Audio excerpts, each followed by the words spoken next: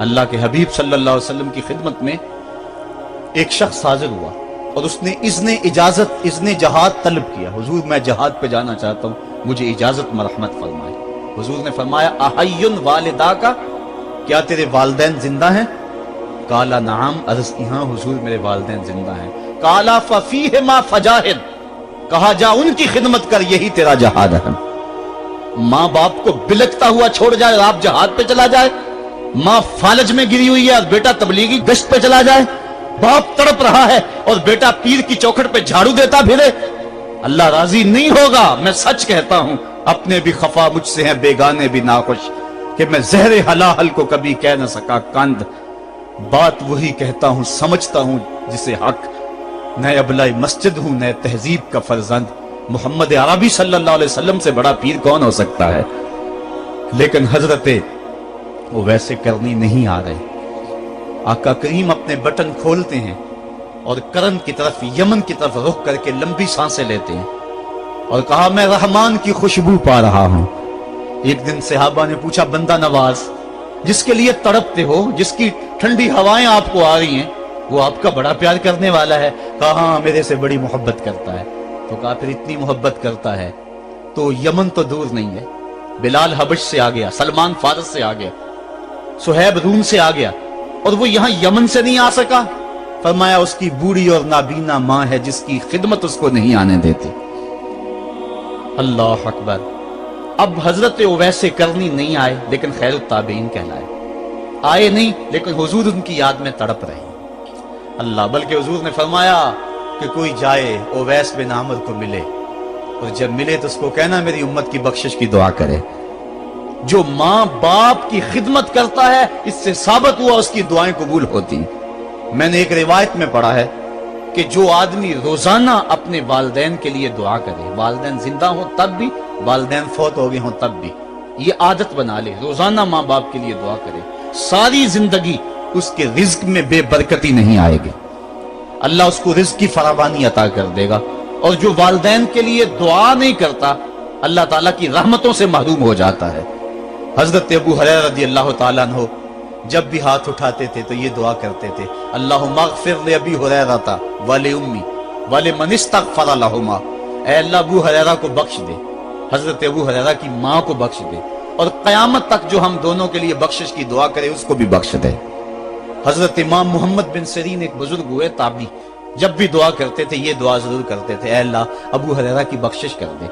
کسی نے کہا کہ تمہیں ابو ہریرہ رضی اللہ تعالیٰ عنہ ان کی ماں سے بڑی ہمدردی ہے. کہا ان سے جو ہمدردی ہونی ہے وہ تو ہونی ہے. انہوں نے کہا ہوا ہے اللہ ابو ہریرہ اور ان کی ماں کو بخش دے, جو ان کے لیے دعا کرے اس کو بھی بخش دے. تو میں دعا کر کے اپنی بخشش پکی کر رہا ہوں. تو والدین کے لیے دعا کرنا اللہ کی رحمت کو دعوت دینا ہے. تو فرمایا کہ جاؤ اویس بن عامر کو جانا اور جا کے اس کو میری امت کے لیے دعا کا کہنا. حضرت سیدنا عمر فاروق حضرت علی المرتضیٰ گئے, جا کے ڈھونڈا, تلاش کیا, اویس بن عامر ملے, حضور کا سلام کہا, بس پھوٹ پھوٹ کے رونے لگے. کہا بتاؤ میرے رسول کے لبوں پہ میرا نام کیسے آیا تھا, حضور میرا جب تذکرہ کرتے تھے کیسے کرتے تھے. یہ درد دیکھا تو بولے کہ کیا آپ اتنی محبت رکھتے ہیں تو پھر ملنے کیوں نہیں آئے حضور کو, اتنا جو پیار رکھتے ہیں تو زیارت کرنے کیوں نہیں آئے. تو حضرت اویس کرنی نے بات کے رخ کو بدلا, کہا تم نے میرے رسول کو دیکھا, تم نے میرے رسول کی زیارت کی ہے؟ کہا ہاں ہم تو صبح و شام وہاں رہے ہیں. کہا پھر بتاؤ حضور کے یہ ابرو جڑے ہوئے تھے یا کھلے ہوئے تھے؟ اب دونوں حیران ہو گئے. کہا تم نے تو دیکھا, میں نے تو دیکھا نہیں, تم بتاؤ نا. پھر میں تو گیا نہیں, مجھے کہتے ہو گیا نہیں, تم بتاؤ حضور کے ابرو جڑے ہوئے تھے یا کھلے ہوئے تھے؟ حیران ہیں. کہا حضور آپ ہی بتلائیے. کہا کوئی دور سے دیکھتا تو جڑے ہوئے نظر آتے, قریب آ کے دیکھتا تو کھلے ہوئے نظر آتے. یہ وہ ہے جو ماں کی خدمت کرتا رہا اور حضور کے دربار میں حاضر نہیں ہو سکا, لیکن حاضری اس کی تھی, وہ جہاں بھی تھا وہ نبی کے قرب میں تھا. تو اس لیے ماں باپ کی خدمت اتنا بڑا وظیفہ ہے. حضرت بایزید بستامی کہتے ہیں میں نے حق معاف کروا لی اپنی ماں سے, کہ ماں تیرے حق ادا کروں یا اللہ کے حق ادا کروں, تو مجھے اپنے حق معاف کر دے, میں اللہ سے اپنے حق معاف کروا لیتا ہوں, اپنی اللہ کو راضی کر لیتا ہوں. جنگلوں میں گھومتے رہے, 12 سال بیت گئے. ایک دن دوبارہ آئے, بستام کی سمت سے گزرے, خیال آیا چلو ماں کو سلام کر جائیں. तहज्जुद का वक्त था, रात का वक्त था, दरवाजे पे खड़े रह गए कि मेरी माँ सोई होगी, मैंने कभी कोई खिदमत नहीं की माँ की, तो अब उठा के तकलीफ क्यों दूं। सारी रात खड़े रहे। जब तहज्जुद का माँ वक्त गुजरा तो नाली से पानी आया, समझ गए कि मेरी माँ तहज्जुद के लिए उठी है। दरवाजे के करीब हो गए, माँ ने हाथ उठा लिया, कहा अल्लाह मेरा बेटा बा यजीद तेरी तलब में निकला हुआ है, मैंने उसे अपने हक माफ कर दिए, तू उसको अपना विसाल अता कर दे। हजरत बा यजीद दरवाजा खटखटाने लगे और माँ के कदमों में लिपट गए और रो के कहने लगे, जिस रब को मैं जंगलों में तलाश करता हूँ वो तो रब मेरी माँ के पास है। तो माँ की दुआओं में अल्लाह की रिजा है। माँ राजी हो जाए तो समझ लो खुदा राजी है। अल्लाह ताला जल्ला शानहू ने इरशाद फरमाया, वक़दा रब्बुका अल्ला ताबुदू इल्ला इय्याहु, तेरे रब ने यह तय कर दिया है कि उसके अलावा किसी की पूजा नहीं करोगे। व बिल वालिदैन इहसाना, और वालिदैन के साथ उसने सुलूक से पेश आओगे। इम्मा यबलुगन्ना इंदकल किबरा अहदुहुमा औ किलाहुमा फला तकुल लहुमा उफ़्फ़िन वला तनहरहुमा, अगर तेरे पास दो या दोनों में से एक बढ़ापे को पहुंच जाए तो फिर उनके सामने तूने उफ भी नहीं कहनी और ना उनको झिड़कना है और उनसे नरम लहजे में बात करनी है। जब माँ बाप जवान हो, बच्चों की जरूरियात पूरी कर रहे हैं, उनके तालीमी अखराजात और उनके मुआशी सारे मामलात दुरुस्त कर रहे हो, तो उस वक्त तो वालिदैन की बच्चे ताजीम करते ही हैं। इम्तिहान उस वक्त शुरू होता है जब माँ बाप बूढ़े हो जाते हैं और चलने फिरने की सख्त भी नहीं रहती, सिर्फ सांस की एक डोरी लटकी रहती है। और जिस तरह बच्चा अपने बदन से मक्खी भी नहीं उड़ा सकता था, अब ये हालत माँ बाप पर आ गई और बच्चे की तरह मिजाज चिड़चिड़ा हो गया। जमाने के हालात बदल गए, लेकिन माँ की पुरानी, बाप की वो पुरानी रवश है, वो उसी अंदाज में उसी डगर में बात करता है। ये आजमाइश के दिन है, ये इम्तिहान के दिन है। अब देखना है वालिदैन की इस वक्त ताज़ीम कौन करता है। फरमाया इम्मा यबलुगन्ना इंदकल किबरा, अगर तेरे पास वो बढ़ापे को पहुंच जाए, दोनों पहुंच जाएं या तेरी खुशकिस्मती कि दोनों में से एक पहुंच जाएं या दोनों पहुंच जाएं, तो फिर उनकी तूने ताज़ीम करनी है। क्या कैसे ताज़ीम करनी है? फला तकुल लहुमा उफ़्फ़िन, तूने उनको उफ भी नहीं कहना। हजरत इमाम फखरुद्दीन राजी के हवाले से मैं आज ही सुबह या गुज़श्ता शब उफ की तशरीहात देख रहा था। उन्होंने 12-13 अक़वाल बयान किए हैं, लेकिन 2 कौल फरमाते हैं। उफ ये है कि इंसान के बदन के ऊपर जो शफाफ रहता हो, साफ रहता हो, मट्टी पड़ जाए, रेत का जर्रा पड़ जाए तो उसको फूंक मार के उसको हटाता है, तो वो फूंक से जो आवाज पैदा होती है उसको अरबी में उफ कहते हैं। तो फिर उफ हर उस चीज के लिए मनकूल हो गया जो नापसंदीदा है।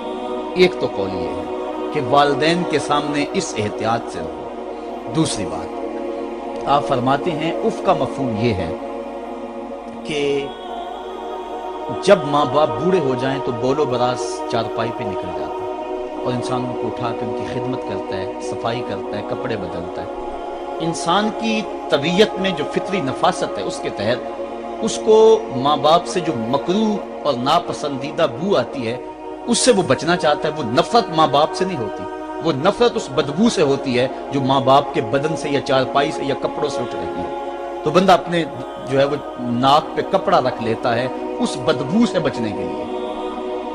तो उफ के मफहूम को बयान करते हुए हजरत इमाम राजी कहते हैं कि इंसान को इस बात से भी रोका गया है कि तू अपने नाक पे कपड़ा रख के अगर उनको सफाई कर रहा होगा तो माँ बाप के नाजुक दिल पे कहीं ये बोझ ना आ जाए कि मेरा बेटा मुझसे नफरत कर रहा है। इसलिए वालिदैन की ताजीम का आलम यह है कि तू खुले नाक से उनकी खिदमत करे और वो बदबू सहता रहे और अपने नाक के ऊपर कपड़ा भी न रखे कि तेरे माँ और तेरे बाप के दिल के अंदर इतना खलाल और मलाल भी पैदा ना हो। यह है उफ का जुमरा। हजरत इमाम हसन रदी अल्लाह ताला अन्हु ने सारी जिंदगी अपनी वालिदा हजरत फातिमा ज़हरा के साथ बैठ के खाना नहीं खाया था। एक दिन हजरत सैयदा फातिमा ने फरमाया कि बेटा मेरा जी चाहता है कि मेरे साथ तुम बैठ के खाना खाओ, लेकिन तुमने कभी भी मेरे साथ बैठ के खाना नहीं खाया, क्या वजह है इसकी? हजरत इमाम हसन फरमाने लगे, अर्ज करने लगे, अम्मी मैं इस डर से आपके पास बैठ के खाना नहीं खाता कि कहीं किसी लुकमे की तरफ आपकी नजर बढ़ जाए और मैं अदमे आगही की वजह से अपने हाथ को उस लुकमे के पे डाल लूं और ना जान सकूं कि इस लुकमे को उठाने का इरादा मेरी मां के दिल में पैदा हो चुका है और मैं अल्लाह की रहमतों से महरूम हो जाऊं, इस डर से मैं आपके साथ बैठ के खाना नहीं खाया करूंगा। यानी मां बाप की ताजीम का आलम यह है, उफ तक ना कहो। हजरत सईद इब्न मुसय्यब रज़ी अल्लाह ताला अन्हु जलीलुल कदर ताबी हैं, वो फरमाते हैं कि वालिदैन के सामने बेटे की हालत क्या होनी चाहिए। तो फरमाते हैं जिस तरह भागा हुआ गुलाम पकड़ा जाए और उसको पकड़ के जो है वो आका के सामने पेश कर दिया जाए, तो उस भागे हुए गुलाम को पकड़ के जब आका के सामने पेश कर दिया जाए तो जो हालत उस गुलाम की होती है, बेटे की हालत ये माँ बाप के सामने होनी चाहिए।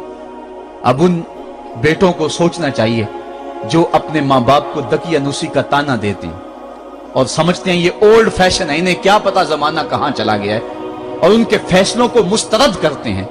उलमा ने इस बात को तफसील के साथ बयान किया है कि शरीयत के जो कतई ज़ाब्ते हैं, उन ज़ाब्तों और उन कवानीन को और उन मामलात में तो वालिदैन की फर्माबरदारी नहीं होगी, अल्लाह की अगर मासियत होती हो, लेकिन जो मामले शक वाले हैं वहां माँ बाप के कौल को तरजीह दी जाए। तो फरमाया उनके सामने उफ भी नहीं कहनी, वकुल लहुमा कौलन करीमा, और उनसे नरम लहजे में बात करनी है। वख्फिद लहुमा जनाह ज़ुल्ल मिनर रहमा, और उनसे बात और उनके लिए अपने बाजू बिछा लेने हैं नरम दिली की वजह से, नरमी की वजह से। जब जानवर जमीन की तरफ रुख करता है, ऊपर से नीचे की तरफ आता है तो अपने परों को सकेड़ लेता है, तो उसके लिए ये लफ्ज बोले जाते हैं वख्फिज लहुमा जनाह। तो अल्लाह ताला फरमाया जिस तरह वो जानवर इज्जत से अपने बाजू सकेड़ लेता है और फैलाता नहीं है, वालिदैन के सामने तेरी अकड़, तेरा उहदा, तेरा मनसब, तेरी शाने, तू बड़ा ऊंचा है, लोग तुझे सलूट करते हैं, तेरे हाथ चूमते हैं, तुझे सलाम करते हैं, ऊंची कुर्सियों पे तू बैठता है, लेकिन वो सब वहां छोड़ दे और माँ के कदमों में आजिज बन के बैठ जा, बाप के कदमों में आजिज बन के बैठ जा। वहां अपनी उस किसी चीज का लिहाज रख, परिंदा ऊपर कोड़े तो पर खोले, लेकिन जब नीचे आए तो परों को समेट ले। तेरा ओहदा, तेरा मनसब बाहर रहे, जब माँ बाप के पास आए उस वक्त तू मुअद्दब गुलाम की सूरत में अपने वालिदैन के सामने खड़ा। वकुल रब्बिरहमहुमा कमा रब्बयानी सगीरा, और अगला हक ये बयान फरमाया कि अल्लाह की बारगाह में अर्ज़ कर, अल्लाह मेरी माँ पर भी और मेरे बाप पर भी रहम फरमा।